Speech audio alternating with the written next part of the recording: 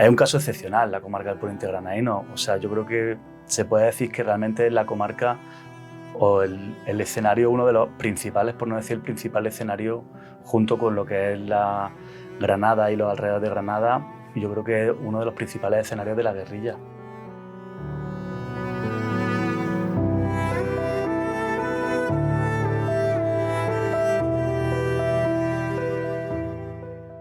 Tras finalizar la guerra civil con la victoria del bando nacional y la derrota de la República, surge entre los años 1939 y 1952 el movimiento guerrillero en el Poniente Granadino.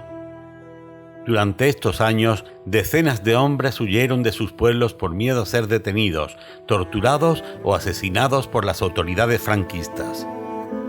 Los guerrilleros establecieron en la Sierra de Loja su principal centro de operaciones, construyendo campamentos como el de Cerro Formazo, que está situado en el interior de una dolina y que gracias al trabajo de la arqueóloga salareña Cintia Moreno, junto a la Asociación de Estudios Históricos Frente Sur, ha podido ser recuperado en gran parte. Aún se conserva el lugar donde encendían el fuego para no ser descubiertos y varias estructuras de las tiendas que usaban para protegerse del calor, del frío o el viento que azotan este inhóspito y lunar paisaje. Entre los cerros y las cimas de la Sierra de Loja encontraron su final muchos de ellos. El hambre, la soledad o la traición fueron fieles compañeros de los guerrilleros que, años después de su muerte, aún siguen siendo un símbolo de lucha y resistencia a la tiranía de la dictadura.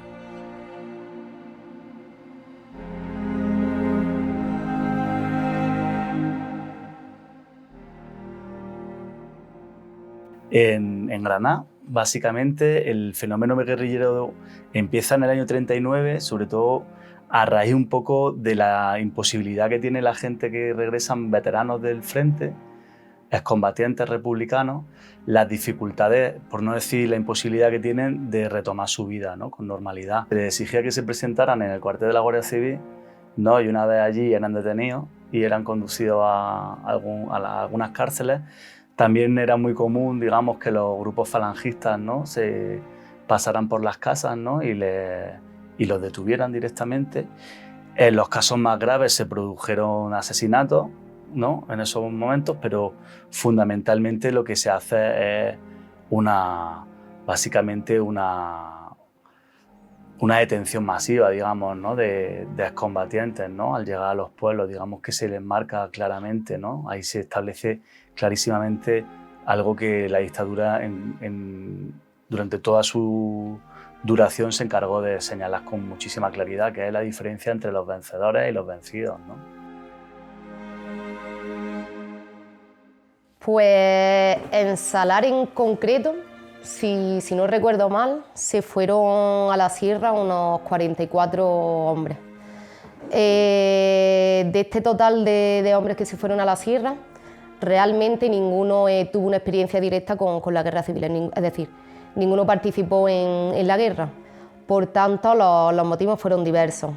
En un primer momento, ese número de hombres que se marcha al monte tiene más que ver con miedo, por ejemplo, a la represalia, miedo a la nueva ley de seguridad del Estado y, por tanto, pues, bueno, el hecho de a lo mejor cometer algún robo, algún pequeño delito, por temor a la represalia, estos hombres se marchan a esconderse al monte. Y sí que es verdad que a partir del año 48, 49, sobre todo a raíz de la llegada del teniente coronel Limia, esa relación de hombres que se marchan a la montaña tiene más que ver con una idea, ¿no?, de lucha contra las fuerzas del Estado.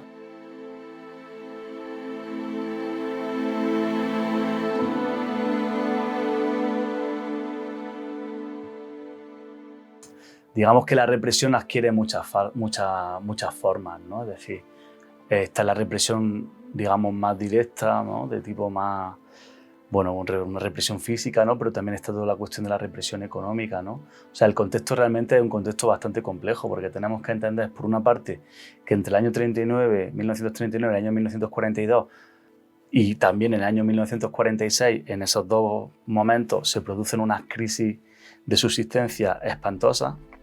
Es decir, se llega a vivir realmente hambre, hay casos de muertes por inanición y realmente las comarcas granadinas son muy afectadas por ese fenómeno y eso afecta muchísimo fundamentalmente a las familias que han sido señaladas como haber sido simpatizantes de la República. La represión, claro, empieza a adquirir una serie de características terribles, porque también tenemos que añadir el caso de las incautaciones, ¿no? Es decir, muchas familias pierden lo que tienen porque son rojos, ¿no? A ojos del régimen y no tienen ningún tipo de derecho. Es decir, se produce un empobrecimiento generalizado que junto con el hambre se convierte en un mecanismo también de control político de la población, porque cuando tú estás, por así decirlo, preocupado por la subsistencia tuya y de tu gente, tú no te organizas políticamente, tú no estás pensando en resistir, estás pensando en sobrevivir, ¿no? Entonces, eso es como en el caso concreto de la comarca del Poniente Granadino, el fenómeno guerrillero en esa comarca se va a nutrir luego mucho en la década de los 40, ya no solamente de los veteranos de la guerra, sino de un montón de jóvenes, ¿sabes? De muchachos que no habían participado directamente en el conflicto del año 36 al 39 en la guerra, pero que nada más que de escuchar las historias que cuentan sus mayores y de cómo la gente y de estar viviendo una situación tan represiva en la que, por ejemplo, pues se había prohibido el carnaval, ¿no? En la que, por ejemplo, la gente estaba viviendo una humillación constante y continua, ¿no? Claro, y ahí también se produjo mucho el fenómeno de que durante periodos muy largos hubo destacamentos tanto de regulares como de legionarios que estuvieron destacados, asentados en la comarca y que a su manera también atemorizaban e intimidaban mucho a la población, ¿sabes? Tenían ahí un papel represivo, es decir, se siguió viviendo, a pesar de que la guerra oficialmente acaba el 1 de abril del año 39, se siguió viviendo en un ambiente de guerra, digamos, un ambiente muy represivo. Y eso va a hacer que a mediados de los años 40 y a finales de los 40, fundamentalmente de Salás, pero también mucha gente de Loja, de chicos jóvenes, digamos, muchachos que eran niños cuando fue la guerra, pero que ya eran adolescentes en aquellos años, decidan enrolarse en la guerrilla y formar parte de la agrupación guerrillera de Granada, que tuvo su base principal en la Sierra de Loja.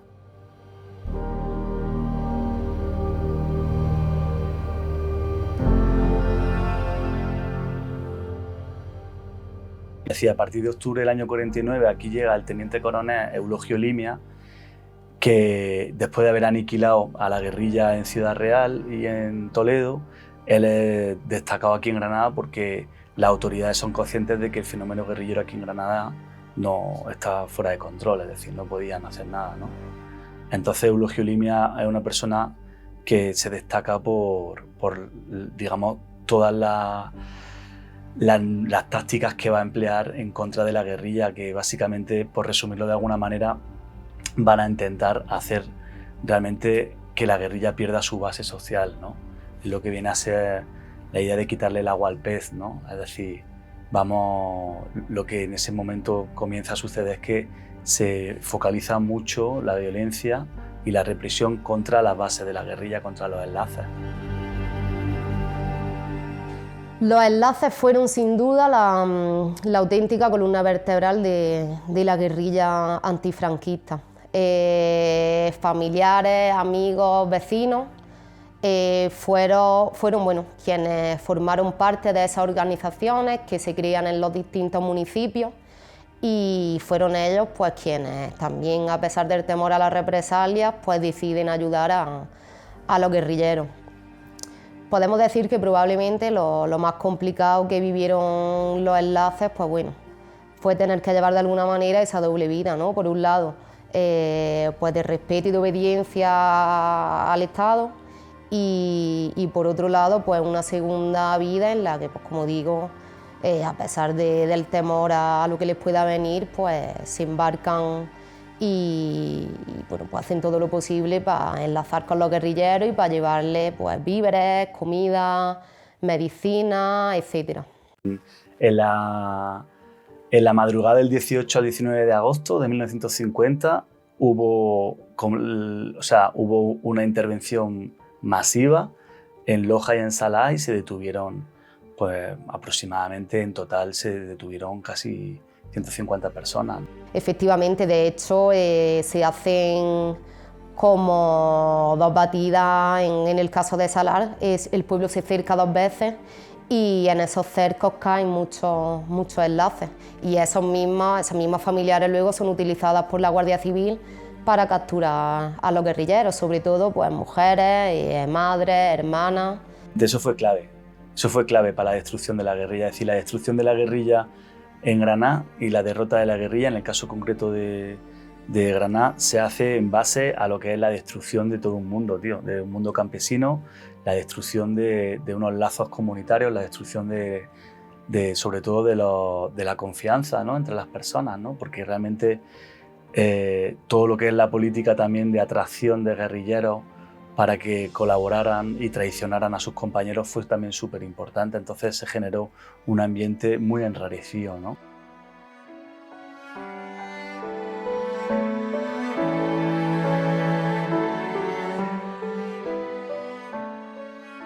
Bueno, el papel de la mujer en la guerrilla antifranquista es fundamental. Hubo muchas mujeres que también se fueron al monte y mujeres que durante la guerra cogieron el fusil, pero sí que es verdad que la gran mayoría de las mujeres pues, actuaron como enlaces y además ellas se vieron envueltas en esa doble represión. Por un lado, por el hecho por su ideología política básicamente, y por otro lado por el simple hecho de ser mujer, de vivir en una época en la que el papel de la mujer pues, se reduce a la familia, a la crianza de los hijos, al hogar, etc.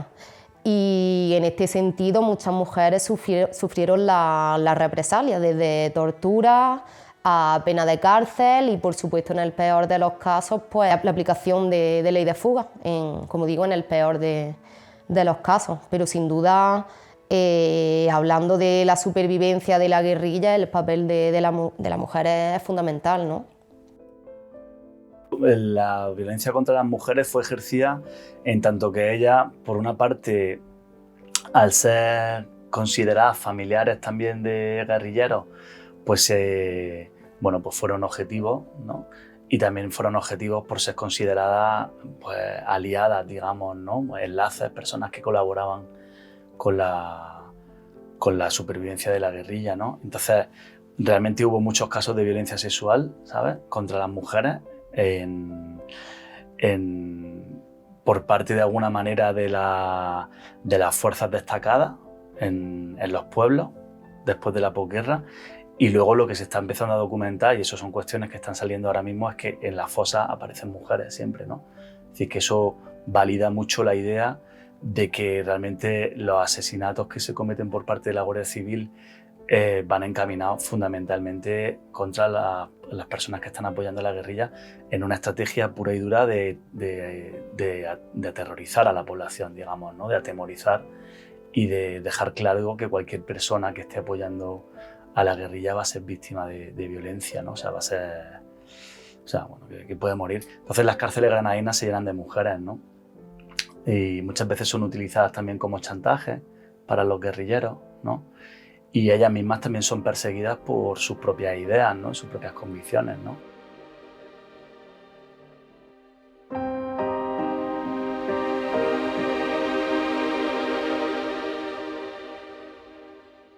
En Salar, como bien sabéis, hemos realizado 2 intervenciones arqueológicas y antropológicas, para buscar, localizar y exhumar las fosas de 14 guerrilleros.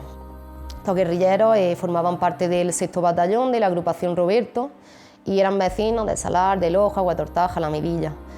En total hemos exhumado 4 fosas, 2 dobles, 5 fosas, 2 dobles, 2 individuales y una triple que, bueno, probablemente sea más grande, lo que pasa es que está afectada por enterramientos ordinarios. En el caso de las 5 fosas y de los 7 individuos que contenían dentro, vemos en todo y cada uno de los esqueletos diversos signos de muerte violenta. En todos los esqueletos encontramos traumatismo antemortem, perimortem, Nos encontramos esqueletos con numerosas costillas fracturadas, casos de fémures fracturadas, orificios de entrada de proyectil en la escápula, por supuesto fracturas craneales también por el impacto de proyectiles.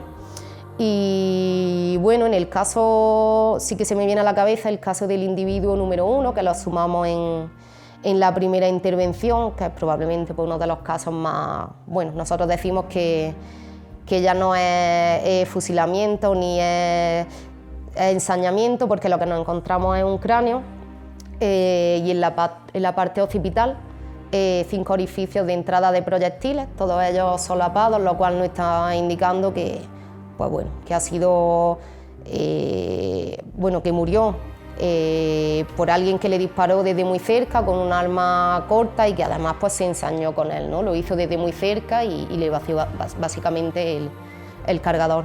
Entonces este sí que es uno de los ejemplos más, o con más ímpetu, donde vemos pues bueno, cómo las autoridades franquistas se ensañaban con sus víctimas. En la comarca nos gustaría hacer una tercera y última intervención en Salar, digo última porque ya no queda más espacio donde sondear, es decir, que los resultados que tenemos hasta el día de hoy es lo que esperábamos. Y bueno, sí que queda un pequeño espacio en el cementerio, que sería más o menos la continuación de la última fosa que hemos exhumado. Sería, o creemos que es la fosa de los 7 enlaces de Loja. El problema es que al estar afectada en uno de sus extremos por un enterramiento ordinario, pues bueno, nos faltaría como la mitad de la fosa. Pero creemos que al otro lado de ese enterramiento ordinario pues todavía nos pueda quedar el último extremo de la fosa, teniendo en cuenta que sería una fosa alargada, ¿vale?, en la que los individuos estarían trapeados y puestos en horizontal, teniendo en cuenta una zanja así y teniendo en cuenta la orientación de la fosa pues en horizontal. Y bueno, nos gustaría sondear ahí, pues como digo, por ver si se pudiera localizar ese último extremo de esa fosa. Sí que familiares nos solicitan o piden la apertura de la fosa en el cementerio de Loja. En Moraleda de Zafallona, este mismo año hemos llevado a cabo otra intervención arqueológica en la puerta del cementerio, con resultados negativos, hemos hecho 2 sondeos, pero en ninguno de ellos pues, hemos alcanzado el nivel geológico y no hay indicios de fosa o la posibilidad de que hubiese existido alguna fosa.